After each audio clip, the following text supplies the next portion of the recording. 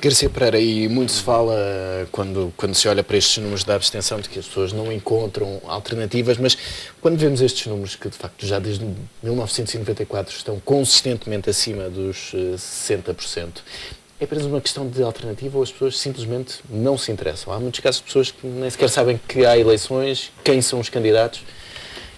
Boa tarde. Apenas uma questão de alternativa. Em primeiro lugar, é preciso dizer que estas eleições são eleições para o Parlamento Europeu, que é um dos órgãos de uma instituição para cuja entrada ninguém ouviu a opinião de um único cidadão português.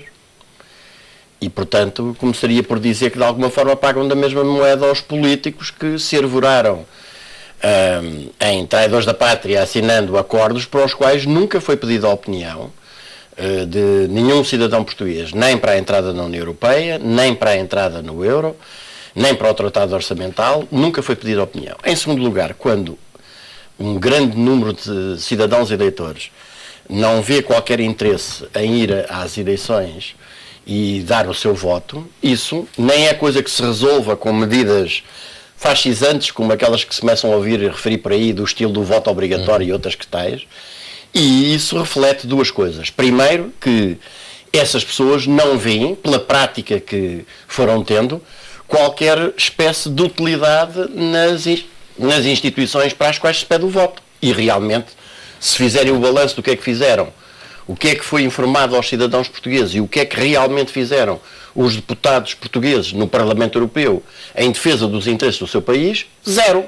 Pelo contrário, selaram algumas das medidas que enterraram completamente o país, ainda na madrugada, pela calada da noite do passado dia 15 de Abril, e sob a batuta da senhora deputada Elisa Ferreira, que é uma das poucas, se não a única, que passa da anterior lista do Sócrates para esta, fez aprovar no Parlamento Europeu, completamente à surrelfa dos povos da Europa, o segundo pilar da União Bancária, amarrando ainda mais os países mais fracos e mais dependentes como o nosso, exatamente àquilo que tem sido a sua ruína, que é o euro.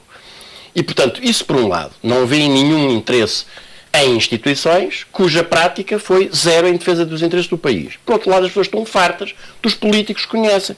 Está, aliás, a ser, mais ou menos a esta hora, penso eu, divulgado um estudo de uma investigadora, Conceição Pequito, que mostra que Portugal é o país onde os cidadãos menos confiam nos políticos e têm deles uma opinião verdadeiramente negativa. E isto os políticos conhecem são os partidos do Parlamento. E, sobretudo, os partidos governamentais. Isto é, o PSD, o CDS e o PS. E, de facto, se é para ter políticos que acham que os fins justificam os meios, que acham que toda a gente tem um preço, tudo e todos têm um preço, que acham que é possível apunhalar pelas costas os interesses daqueles que se dizem defender, que acham que é possível fazer campanhas eleitorais a fazer promessas que se rasgam na própria noite das eleições, evidentemente não podem ter outro resultado. Portanto, esta abstenção é ainda uma forma de luta. Nem sequer se vê outras forças, ou mesmo aqueles movimentos de cidadania que... Isso é outro aspecto da questão. Não se vê porque não se deixam ver. Agora até temos o Presidente da República a interferir abertamente na campanha eleitoral, aliás, reincidentemente, reproduzindo aquilo que é um crime previsto e punido no Código Penal, e se isto fosse um país a sério, ele já tinha um processo de crime em cima, o que já tinha feito nas últimas eleições legislativas. Nas últimas eleições legislativas, na véspera das eleições, Cavaco Silva arrogou-se vir dizer que qualquer coisa como que o único voto que contava é um voto nos partidos que tinham subscrito o memorando de traição com a Troika.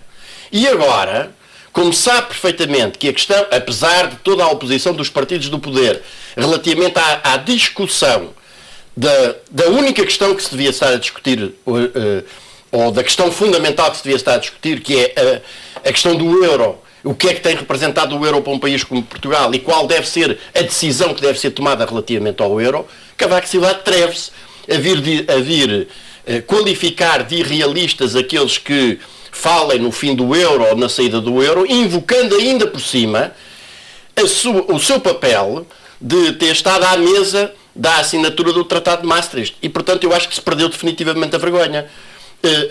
Um político invoca como argumento da autoridade precisamente o selar de uma traição que ele levou a cabo nas costas do povo português e sem nenhum mandato deste.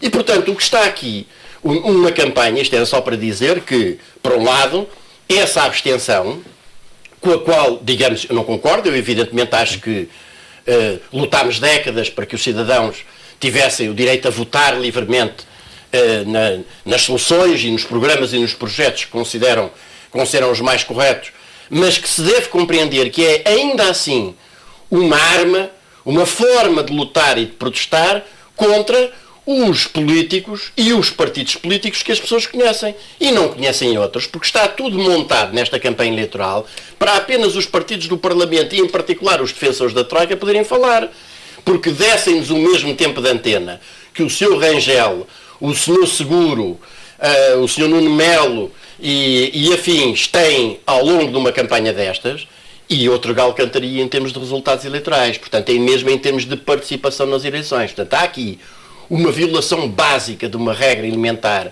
da democracia, é quando há um ato eleitoral em que se chama os cidadãos eleitores a fazer uma escolha entre vários projetos, que todos esses projetos tenham igualdade de oportunidades e igualdade de tratamentos para expor as suas ideias, apresentar os seus argumentos, apresentar os seus contra-argumentos relativamente às propostas dos outros e dessa discussão os cidadãos poderem escolher livre e conscientemente. Ora, não é nada disso que está montada uma campanha para ter como resultado uma vitória e uma derrota do PSD e do CDS, sobretudo como um castigo por aquilo que tem feito à frente do governo, uma vitória não muito clara do PS, porque evidentemente, e com toda a razão, os cidadãos eleitores não veem nenhuma diferença substancial, e as 80 medidas, se calhar vamos falar daqui a bocadinho, já a seguir, são disso uma demonstração, não veem nenhuma diferença de sinal, e já viram que o senhor Seguro é o Hollande português, portanto, se, enfim, para mal da sua saúde os portugueses lhe dessem os votos, o que ele iria fazer foi o mesmo que fez o Hollande, que foi no primeiro dia em que se apanhou no poder, foi prestar vassalagem à senhora Merkel, e no segundo dia passou a aplicar exatamente as mesmas políticas de austeridade, contra as quais tinha ganho durante a campanha eleitoral os votos com que se alcandrou ao poder. E, portanto, uma votação não muito expressiva no Partido Socialista e a tentativa de montar desde já o Bloco Central, que será a pior tragédia para este país. Voltamos ao cartão amarelo. Se espera alguma consequência destes resultados que há pouco... A expressão cartão amarelo não é minha, eu acho que devia ser um cartão vermelho, roxo, mais até carregado do que isso, e acho que em larga medida vai ser. Já agora convém salientar também que esse fenómeno que algumas pessoas referem de subidas bastante significativas em alguns países, como sucedeu, por exemplo, nas últimas eleições locais em França e nas eleições na Hungria, por exemplo, dos partidos da extrema-direita, a uma única coisa se deve: é à falência completa dos partidos socialistas europeus, que abandonaram completamente aquilo que são os valores, as preocupações tradicionais da esquerda e que caíram, do ponto de vista ideológico, juntamente com a queda do Muro de Berlim, com os partidos ditos comunistas que viam naqueles regimes o astro-rei das suas vidas. E, portanto, como os partidos socialistas europeus, de uma forma geral, se afirmavam simplesmente como aquilo mais liberdade, quando aquilo caiu, ficaram ideologicamente órfãos. E o caminho que seguiram foi ou desapareceram completamente do mapa, que é o caso típico do Partido Socialista Italiano, por exemplo, ou encostaram-se cada vez mais à direita a ponto de não haver nenhuma distinção de sinal relativamente aos PSDs lá do sítio, como sucedeu em França, como sucedeu em Espanha, por exemplo. E o resultado de o Partido Socialista, chefiado pelo Sr. Hollande, ter feito aquilo que o Sr. Seguro tenciona fazer cá em Portugal, e é preciso dizer isto com toda a clareza, aqueles que vão dar o voto ao Sr. Seguro, convencidos que estão a impor, digamos, uma viragem na política nacional, aquilo que lhes vai acontecer é exatamente o que aconteceu aos milhões de eleitores franceses que deram o voto ao Sr. Hollande, que é exatamente agora com o Sr. Manuel Valls, um fascista perseguidor de imigrantes estas 80 medidas e de ciganos. Seguro, diga? Estas 80 medidas de seguro não preconizam uma viragem na economia. Não, repara uma coisa. A primeira coisa, quer do programa do Governo, quer deste programa de confiança, ou enfim, um paleio qualquer semelhante para embrulhar eleitoralmente conversa fiada, passa completa, para já são vacuidades completas. Nós já tínhamos aqui falado, quer do DEO, quer agora do documento apresentado pelo Governo, não chegámos a falar, mas este do Partido Socialista é exatamente a mesma coisa. Por exemplo, deu grande relevo às 15 primeiras medidas. Lutar por uma nova agenda na Europa. O que é que isto quer dizer? Nada. Promover a reforma do Estado. O que é que isto quer dizer? Zero. Separar o público e o privado no Serviço Nacional de Saúde. O que é que isto significa? Zero. Portanto, o que nós temos aqui é uma série de declarações completamente vagas e que iludem a questão. E a questão central é esta. Não vale a pena fugir dela. É que nenhum programa de desenvolvimento da economia nacional, de estruturação da nossa economia, de reindustrialização, é verdade. O Sr. Seguro também, um dos pontos é apresentar um plano de reindustrialização do país. Vejam bem, deve ser a versão Álvaro Parte 2. Deve ser a versão Álvaro Parte 2. Não há um cêntimo para aplicar em qualquer medida que sirva o país e o povo português enquanto o Portugal permanecer no euro.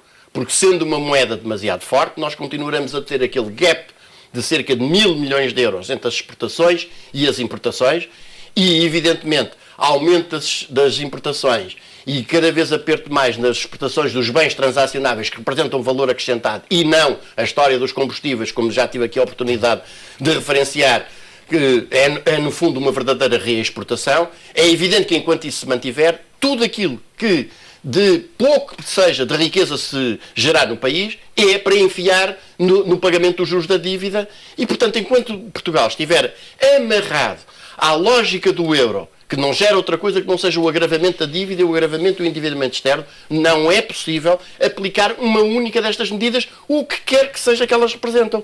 E o que o Sr. Seguro está a tentar fazer é, obviamente, cavalgar o movimento de descontentamento popular em relação ao governo e às medidas que ele tem apresentado, não porque ele represente nenhuma alternativa, mas para ir fazer rigorosamente o mesmo do ponto de vista de fundo. E mais, e como já percebeu que não vai ter uma maioria muito expressiva, e são os seus próprios apoiantes principais, a começar pelo Dr. Mário Soares, que o reconhecem, já está a lançar a ponte para o Bloco Central. Relembremos aqui, pelo significado que isso representa, e já disse uma vez e reafirmo, que quando dois mafiosos se beijam na boca, o povo estremece. O Sr. Assis já declarou, para todos os devidos e legais efeitos, que está aberta toda a espécie de alianças, o que só quer dizer uma coisa, a aliança com o PSD, e o próprio Sr. Passos Coelho já fez uma referência que, aliás, enfureceu um pouco os seus parceiros de coligação, enfim, namoriscando aquilo que é, pelo menos, a ala direita do PS. E, portanto, o que nós podemos ter aqui, se as pessoas não decidem cortar com esta lógica, e cortar com esta lógica é não votem nem no PSD nem no CDS, mas também não votem no PS. Votem noutros partidos, votem à esquerda. E, como costumo dizer, já agora, lembrem-se daqueles que têm sempre defendido uma posição coerente sobre estas matérias, designadamente quanto à saída do euro.